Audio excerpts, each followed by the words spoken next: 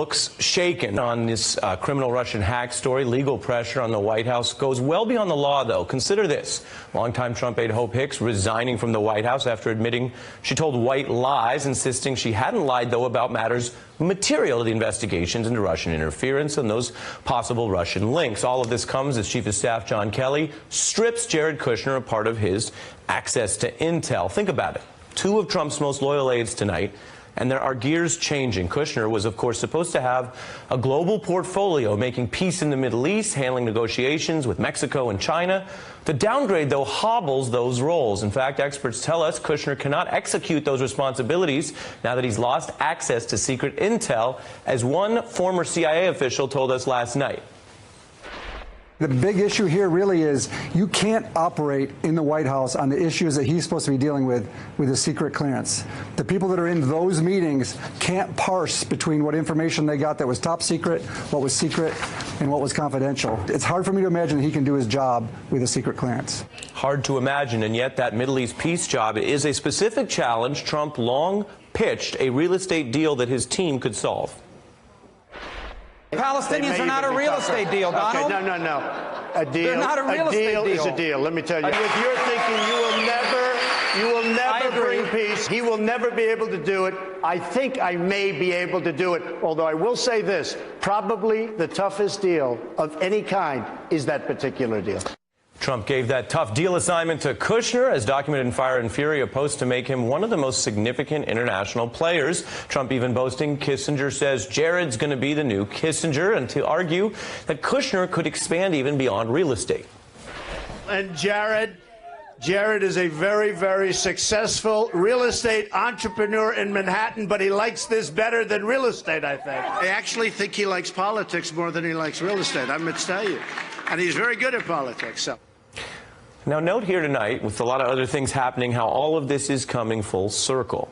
It's Kushner's past real estate debts that have made his family so desperate for foreign financing, which is one of the reasons he's losing access to this key intelligence, which is now hampering his ability to apply his supposed real estate acumen in diplomacy. And that's just the substance. Then there's the obvious political hypocrisy in Trump land. A man who ran against mishandling classified info has found classified info bedeviling not only his own aides, but stoking a family feud between his son-in-law and his chief of staff. We can't have someone in the Oval Office who doesn't understand the meaning of the word confidential or classified. I don't think it's safe to have Hillary Clinton be briefed on national security, because the word will get out. One of the first things we must do is to enforce all classification rules. I'm joined by Elizabeth Spires. She worked for Jared Kushner as editor-in-chief of his newspaper, The New York Observer, and by Chris Whipple, an author whose most recent New York Times bestseller is about White House chiefs of staff. Our Brian Stelter that was not a pleasant experience for Hope. It was obviously a grueling 9-hour process for her, but she's also spoken to the Senate Intelligence Committee. She's spoken to Robert Mueller. She has been with the president since the beginning. That's why she is such an important person in these investigations. She's been in the room for key moments. Of course, she was in the room, or on the plane rather, when the team, including her, were drafting a statement explaining Donald Trump Jr.'s meeting with a Russian attorney. That's obviously a focus now of Mueller's. And so clearly some scrutiny on Hope Hicks. Certainly there must be some relief that she doesn't have to deal with this now on a daily basis, but the legal scrutiny will continue. Do we know if John Kelly, the White House chief of staff, played a role in any of this leading up to her departure? We don't know about John Kelly's role. He gave a glowing statement to the New York Times praising her work. But clearly there's some tension right now between John Kelly and the Trump family with Jared Kushner's security clearance issue. And Hope Hicks is part of the Trump family. She is very much a loyalist when it comes to this team. The special counsel, Phil, as you know, is looking into Donald Trump's business dealings with Russia long before he announced he was running for president of the United States. What does that tell you? Well, before I get too excited, let me give you a technical answer. Why did Don Jr. pick up the phone? when you're looking at the meeting going back to last summer, you have questions about what was the pre-existing relationship with Russians? Did somebody pick up a phone because there was a relationship, a business relationship? You're talking about the Trump Tower meeting. That's correct, the Trump Tower meeting. A business relationship where somebody called somebody and said, you know, you got to take this call.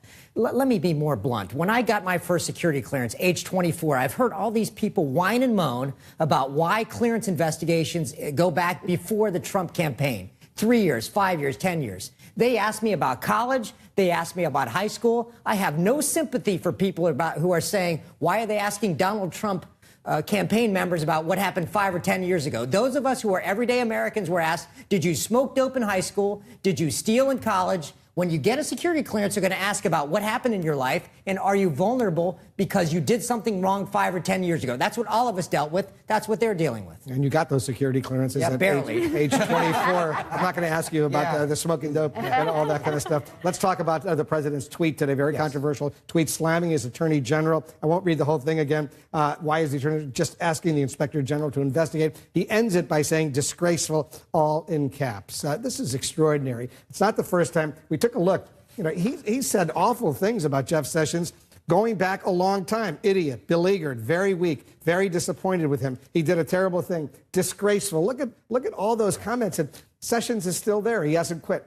Sessions has taken a pounding from the president. This presents a narrow problem and a wider problem. Well, if the narrow problem is that the president continues to either not understand or not acknowledge that he understands that the role of the attorney general is not to be the president's personal attack dog, not to be his Roy Cohn, as the president has been quoted as saying. He's to administrate justice across the board. There are logical reasons why Jeff Sessions has been recused from a lot of this Russia discussion. The wider problem for the president here is that he's sending a message to all his close advisors.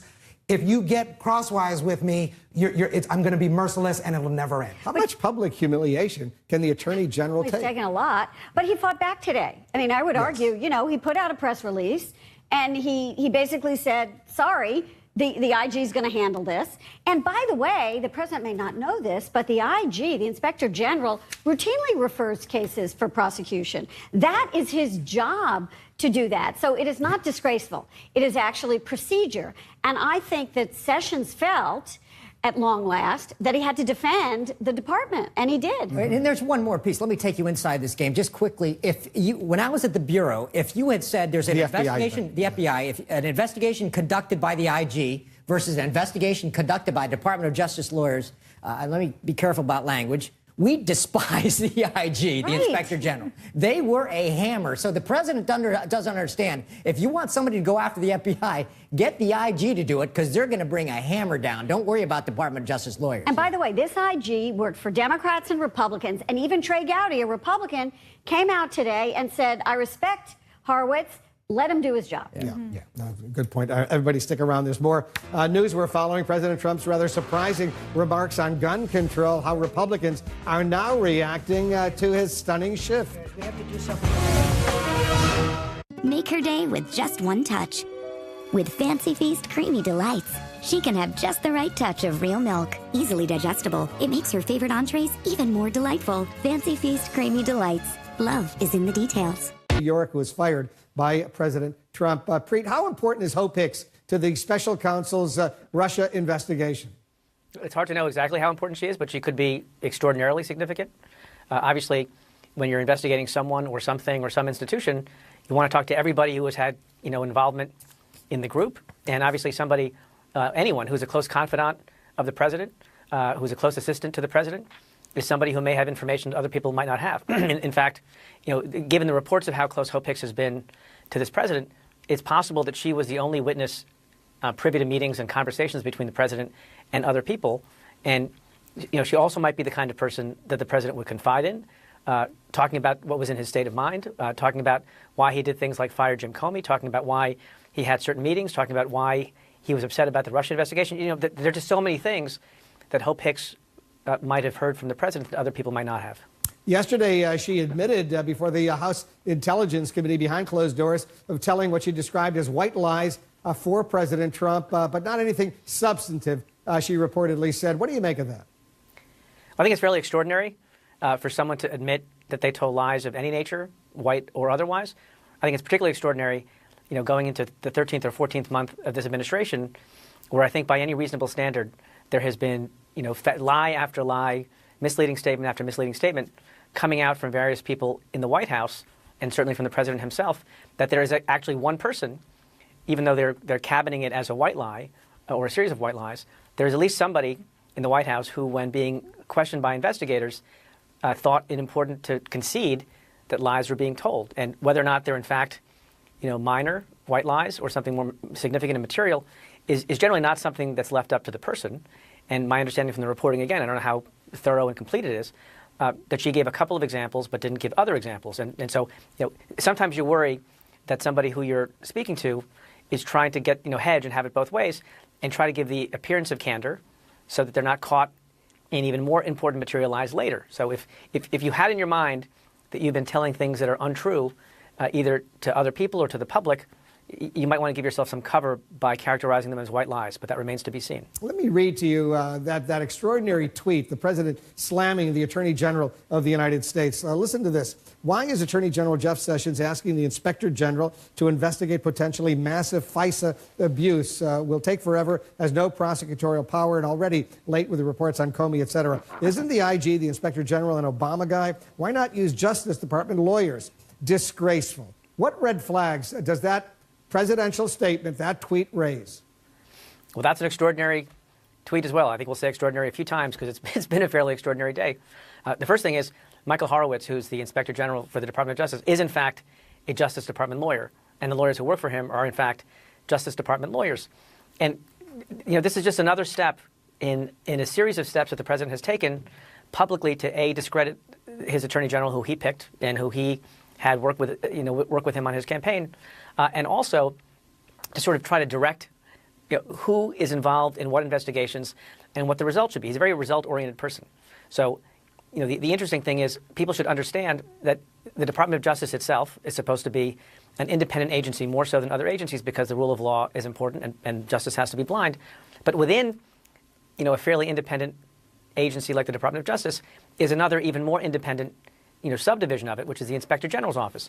And once again, as we saw when Jeff Sessions decided to recuse himself, which is the professional way of handling a matter when you've had direct involvement in a campaign on the part of somebody, the correct way to handle, some self-policing within the Justice Department is not to have other, regular line attorneys look at what other line attorneys are doing. You have to go to some independent division within the Department of Justice, in the same way the police departments have an internal affairs bureau and companies have, internal watchdogs as well. That's how it's done. Whether or not there should even be an IG investigation of quote-unquote potentially massive FISA malfeasance is a separate question altogether. I have not seen any evidence, based on the competing memos that came out from both Nunes and then from Adam Schiff out of the Intel Committee in the House, that there has been any malfeasance at all. And it strikes me that it's the kind of thing that Jeff Sessions has said he would do to appease the president, who keeps getting angry at Jeff Sessions not looking at the people who annoy Donald Trump. But if you're going to do it, and I'm not sure that you should be doing it or need to be doing it, if you're going to do it, it should be done by the IG's office. The special counsel, Robert Mueller, Preet, is looking into President Trump's finances in Russia from before he announced his presidential run. Explain why this falls within the scope of his Russia investigation. Well, here's the problem with answering questions about what kinds of things Bob Mueller is looking at. We don't know the whole, the whole bucket of things that he's inquiring about. And it may be, if this is true, if the report is true, and I don't know if it is, that there's a course of conduct people have with companies or in other countries that both predates the campaign and continued into the campaign. And so if you're getting word from various sources that there's some effort to look at things that happened before the campaign, it could be because there's a course of conduct that extends into the campaign. I think there's just no way of knowing what the deal is with that. Yeah, our reporting here at CNN has been based on individuals who have answered questions from Mueller and his team. They've asked several questions, lots of questions about Trump's Russia business dealings before he announced his campaign for president. That's why it's raising all sorts of questions, what he's looking at right now. But let me get into another sensitive issue with you. Trial date has now been set for the former Trump campaign chairman, Paul Manafort. Do you believe this is really going to go to trial later this year? Look, the case against Paul Manafort, as I've said multiple times, seems very strong. It's a straightforward case. It's a document-based case. You either had bank accounts in another country and lied about it, or you didn't. You either had income and paid taxes on it, or you didn't. And it seems like that's pretty straightforward and easy to prove. And on top of that, as we learned last week, Gates, his co-defendant in the indictment, the original indictment, has decided to plead guilty and cooperate, and you would expect him to testify at the trial. So it's a very, very strong case. Typically speaking, in a very, very strong case, if there's a deal to be made to plead guilty, that's how the vast majority of criminal cases get decided. So far, Paul Manafort, through his lawyer, has said he's not intending to plead guilty. If he goes to trial, and I think there's a decent likelihood he will, because he seems to be pretty stubborn about wanting to go to trial, which is his constitutional right, and everyone has that right in this country because you're presumed innocent until proven guilty. I think he's going to have a very hard time of it at trial based on what we see in the indictment. Before I let you go, Preet, I want you to listen to what the president said just a little while ago, speaking about the Parkland, Florida gunman and the killing there. Listen to this. Take the firearms first and then go to court, because that's another system. Because a lot of times by the time you go to court, it takes so long to go to court to get the due process procedures. Take the guns first, go through due process second. What do you make of that? So it's the third time I'm going to say extraordinary, because that's a very extraordinary statement. But it's a little bit of a piece with lots of other things that this president says. He either doesn't know about, doesn't like, or can't abide process. He likes to see results. So whether you're talking about how to handle the Nunes memo, or you're talking about how to handle the Russia investigation, or even whether you talk about how he has praised how other people in other countries like Duterte in the Philippines has engaged in extrajudicial killings in connection with the war on drugs in that country, he likes to show that you're taking strong action. The problem is we do have a constitution. We do have a process for doing things and investigating cases, and even doing something like that some people, I think, on the other side of the gun debate might not necessarily disagree with, but you have to follow due process. That's how the country works. That's what the Constitution says, and the president should be advocating in favor of due process, not against it.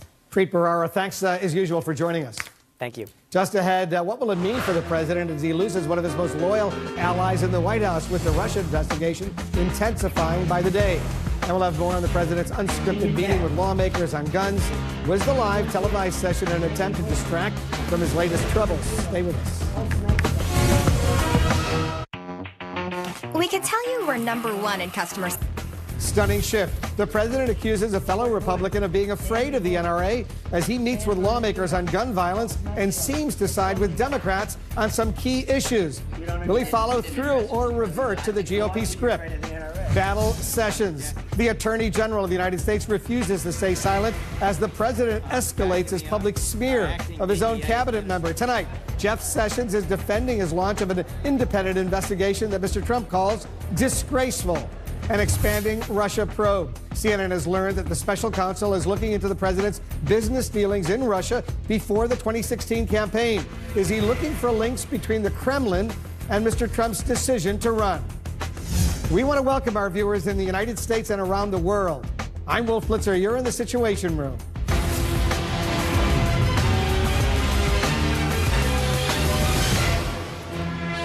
This is CNN Breaking News. Breaking tonight, one of the president's most loyal allies in his chaotic White House is calling it quits. Hope Hicks is stepping down as communications director. The announcement coming about 24 hours after she testified before Congress in the Russia investigation. And it caps a very busy day that included a dramatic escalation in the president's feud with his attorney general, Jeff Sessions. There's a lot of talk about former U.S.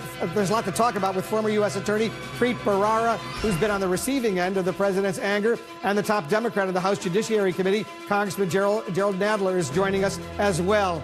And our correspondents and analysts are also standing by. First, let's go to our chief White House correspondent, Jim Acosta. Jim, first of all, what do we know about Hope Hicks's reason for resigning?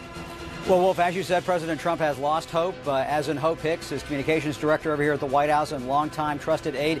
She announced earlier today through the White House that she's stepping down over the next several weeks. The president put out a very glowing statement about his longtime and trusted aide over here at the White House. He said, quote, Hope is outstanding and has done great work for the last 3 years. She is as smart and thoughtful as they come, a truly great person. I will miss having her by my side, but when she approached me about pursuing other opportunities, I totally understood. I am sure we will work together in the future. Now, I'm told by a White House official over here, Wolf, that there is, quote, nothing nefarious about Hicks leaving at this time. This official denied that this had anything to do with the Rob Porter scandal that broke over the last several weeks, and that it was not about her testimony up on Capitol Hill in front of the House Intelligence Committee behind closed doors, during which she told that panel that she had to, from time to time, tell little white lies on behalf of the president. Wolf, they don't have a plan yet for naming her replacement over here at the White House as communications director. As you know, that is a very big big job at any White House, and that her departure is expected over the next several weeks, but no firm date for her final departure here, Wolf. Jim, there were also some stunning statements from the president today about guns and about his own attorney general. Update us on that. That's right. We thought this was going to be the most remarkable thing to happen over here at the White House today. The president at one point telling a group of lawmakers in the White House here in front of the cameras, at least one of them, that they're afraid of the NRA. But some of these lawmakers who were gathered here in the room with the president, they fired right back and told the president that unless he stands up to the NRA, nothing will be done on the issue of gun control. We have to act. This time, President Trump promised new gun control measures are on the way. But first, he professed his love to the lawmakers from both parties gathered at the White House. I see some folks that don't say nice things about me, and that's okay. Because if you turn that into this energy, I'll love you. I don't care. The president then vowed action is coming, first on the use of bump stocks, attachments that effectively turn semi-automatic rifles into machine guns. I'm going to write that out, and we'll have that done pretty quickly. Mr. Trump then reaffirmed his interest in raising the age limit to 21 for purchasing some firearms after some waffling from the White House on the issue. I think it's something you have to think about. Would you sign that? So, I'll tell you what, I'm going to give it a lot of consideration. Democratic Senator Dianne Feinstein showed the president data that shows how the assault weapons ban passed in the 90s cut down on gun deaths. When it ended, you see it going up. Okay. Also on the table was the influence of the National Rifle Association, the powerful gun lobby closely tied to the president. I'm the biggest fan of the Second Amendment. Many of you are. I'm a big fan of the NRA, but I had lunch with them, with Wayne and Chris and David on Sunday, and said, it's time. We got to stop this nonsense. It's time. The reason that nothing has gotten done here is because the gun lobby has had a veto power over any legislation that comes before Congress. On the proposal to expand background checks sponsored by Senators Joe Manchin and Pat Toomey, the president criticized the measure's GOP sponsor Toomey as fearful of the NRA. You know why? Because you're afraid of the NRA, right? The president also made the stunning comment that people with mental health issues should have their firearms confiscated. A lot of times, by the time you go to court, it takes so long to go to court to get the due process procedures. I like taking the guns early. Take the guns first, go through due process second. The president staged the gun discussion as the West Wing is still trying to get a handle on why so many of its top aides lack top-secret security clearances. Mr. Trump's son-in-law, Jared Kushner, recently had his clearance status downgraded from top secret to secret. But CNN has learned other White House staffers have been notified their clearances were bumped down as well. That's despite promises from the president during the campaign to properly handle classified material. This was not just extreme carelessness with classified material, which is still totally disqualifying. This is calculated, deliberate, premeditated misconduct. If elected, Hillary Clinton would become the first president of the United States who wouldn't be able to pass a background check. Another headache for the president appears to be Attorney General Jeff Sessions and his handling of alleged abuses in the Russia investigation. The president tweeted, "Why is AG Jeff Sessions asking the Inspector General to investigate? Will take forever. Why not use Justice Department lawyers? Disgraceful." Sessions announced he's letting the Justice Department's Inspector General to look into it. We believe the Department of Justice must adhere to the highest standards in the FISA court. And yes, it will be investigated. And I think that's just the appropriate thing. The Inspector General will take that as one of the matters he'll deal with. Today, Sessions fired back at the president's tweet with a blunt statement. "As long as I'm the Attorney General, I will continue to discharge my duties with integrity and honor. And this department will continue to do its work in a fair and impartial manner according to the law and Constitution." Now, the president is already getting some blowback from conservatives for that meeting on gun control over here at the White House. Take a look at these headlines from Breitbart. They pretty much sum it up, Wolf, at this hour. This is stunning stuff. Trump, the gun grabber, seeds Dems' wish list, bump stocks, buying age, assault weapons, background checks. That's on the front page of Breitbart right now. He also is being criticized by Breitbart for essentially telling Steve Scalise, the House Majority Whip, that they will not be bringing up the concealed carry bill that he would like to see passed in Congress and be made a part of a comprehensive gun control bill. The president saying at one point during that session that he supports Scalise on that piece of legislation, but he doesn't want it to be a part of a big comprehensive bill. Now, Wolf, we should point out we've seen this movie before. It was a different subject, though. In early January, you recall, on the issue of immigration, the president had this big meeting over the White House. He brought all these lawmakers here from both sides, and it sounded like they were going to reach some sort of compromise. Of course, nothing came out of that meeting as a result of that, and ever since then, the president has blamed Democrats for the failure to pass any kind of measure on that issue. Wolf? Jim Acosta, thanks very much for that report. Another White House official is heading for the exit as the Russia investigation weighs in on many current and former allies of the president. Let's go to our justice correspondent, Jessica Schneider, for us. Jessica, Hope Hicks is resigning, but she remains a key witness in the Russia probe, right? She does, Wolf. Hope Hicks was interviewed by the special counsel's team in mid-December, and it was just yesterday she spent 9 hours behind closed doors in an interview with the House Intelligence Committee. And what she said in that testimony raised eyebrows. A source tells us that Hicks admitted to telling, quote, white lies for the president. But she said that those were minor, and she said she never spread falsehoods about anything substantial, including the Russia investigation. And when it does come to Mueller's investigation, Paul Manafort was back in court today, where a September 17th trial date has now been set. Former Trump campaign chairman Paul Manafort is maintaining his innocence, pleading not guilty to money laundering and false statements as part of a new indictment. This time without his former co-defendant Rick Gates, who pleaded guilty Friday to 2 charges of false statements and conspiracy to assist Manafort in criminal schemes, and agreed to cooperate with the special counsel. Manafort also faces 18 additional charges of bank fraud and alleged tax crimes in federal court in Virginia. The special counsel's team also appears to be following the money when it comes to the president. CNN has learned investigators have questioned witnesses about Donald Trump's business activities in Russia prior to the 2016 campaign as he considered a presidential run. The president has repeatedly dismissed questions about any financial ties to Russia. I have no dealings with Russia. I have no deals in Russia. I have no deals that could happen in Russia because we've stayed away. And I have no loans with Russia. But prosecutors have asked wide-ranging questions about Trump's financial ties to Russia in interviews, according to sources, including why efforts to brand a Trump tower in Moscow fell through and whether or not the Russians may have any compromising information about the president. All of this indicates Mueller may be reaching beyond the campaign to explore how the Russians may have sought to influence Donald Trump when he was discussing deals in Moscow and whether Trump was contemplating a presidential run at the same time. The president has previously said any investigation into his family finances would cross a red line. Mueller was looking at your finances or your family's finances unrelated to Russia. Is that a red line? Would that be a breach of what his actual... I would say yes. Yeah, I would say yes.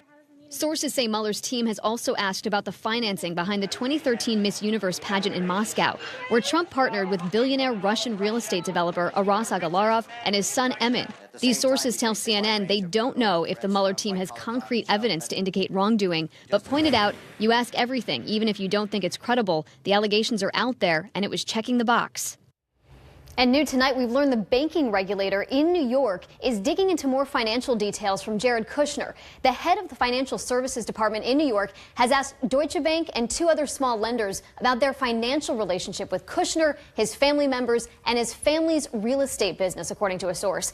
This request follows an updated financial disclosure from Jared Kushner, which revealed new debt and uncertainty over the future of his heavily indebted Manhattan office tower, 666 Fifth Avenue. And of course, we previously reported that Mueller's team have been asking questions about Kushner's efforts to try to shore up financing for that building and his discussions with foreign investors during the transition. Wolf? Yeah, supposedly about a $1 billion debt as far as that property, 666 Fifth Avenue, is concerned. Jessica Schneider, thanks very much. Let's get a little bit more on all of this. Congressman Gerald Nadler is joining us. He's the top Democrat on the House Judiciary Committee. Congressman, thanks very much for joining us. You're welcome. Let me get your reaction to the breaking news you just heard from Jessica that your state, New York State's banking regulator, is investigating Gerald Kushner's financial relationship with Deutsche Bank and 2 other smaller lenders.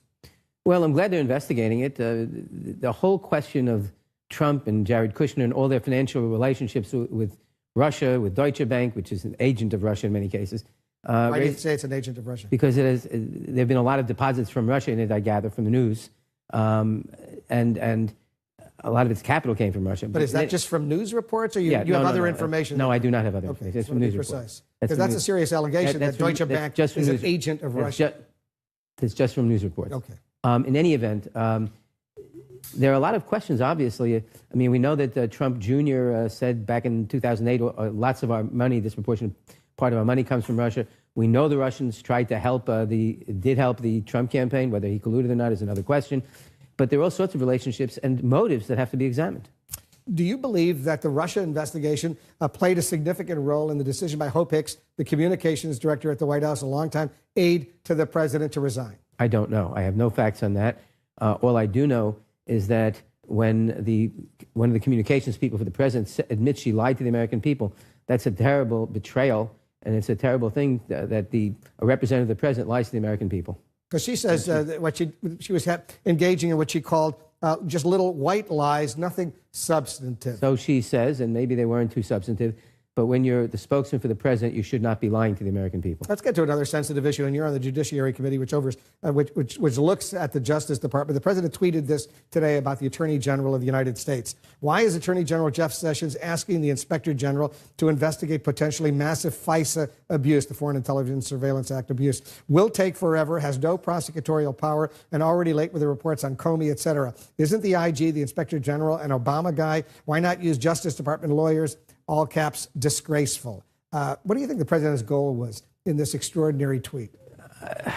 The president's goal was to undermine Sessions for some reason and to take more attention away from the investigation. This whole question of the FISA warrant, first of all, it's based on lies in the Nunes memo, which have been definitively shown to be lies by direct quotes from the underlying documents in the Democratic memo.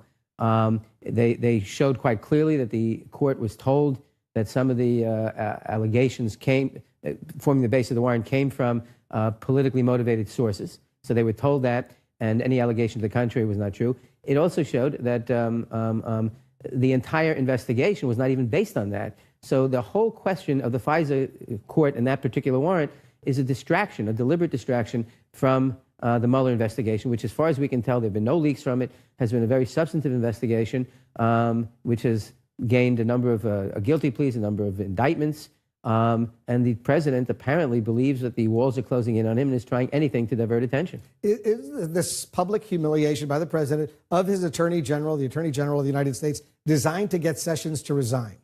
It may very well be, because if Sessions were to resign, remember, he's recused from the Russian investigation. The president could appoint someone else who is not recused, who might then be able to fire Rosenstein or Mueller and sabotage the investigation, and that clearly would be very much to the detriment. We must get to the bottom of the Russian interference in our election, and we must get to the bottom of why the president refuses now to authorize our intelligence agencies to protect us against the Russian interference in our next election, which Admiral Rogers, the head of the NSA, said yesterday in I think it was the Senate. That, to me, is one of the biggest questions now. The president is tasked, his oath of office is to preserve, protect, and defend the Constitution of the United States. And he seems to be refusing to do that because we know that the Russians attacked our election. We know that they're going to do it again. And he is refusing to give the NSA and the other intelligence agencies the directive and the authority to properly protect us. Yeah, Admiral Mike Rogers, he did testify before the Senate, the head of the National Security Agency, also the chief of the U.S. Cyber Command. He said he hasn't received any orders to do so, and as a result, he can't go ahead simply on his own. And the question is why the president won't do anything to offend Putin, and maybe it has something to do with financial entanglements in Russia, and that ought to be investigated. Well, I'm sure they were investigating that, I suspect, as well. Congressman Nadler, thanks so much for joining us. Thank you. Just ahead, we'll have more on Hope Hicks's surprise resignation and her role in the special counsel's Russia investigation. I'll talk to former U.S. Attorney Preet Bharara about that and more. Also, the president's newest attack on the Attorney General of the United States, Jeff Sessions. We'll get Preet's analysis of that. Is the president crossing a constitutional line?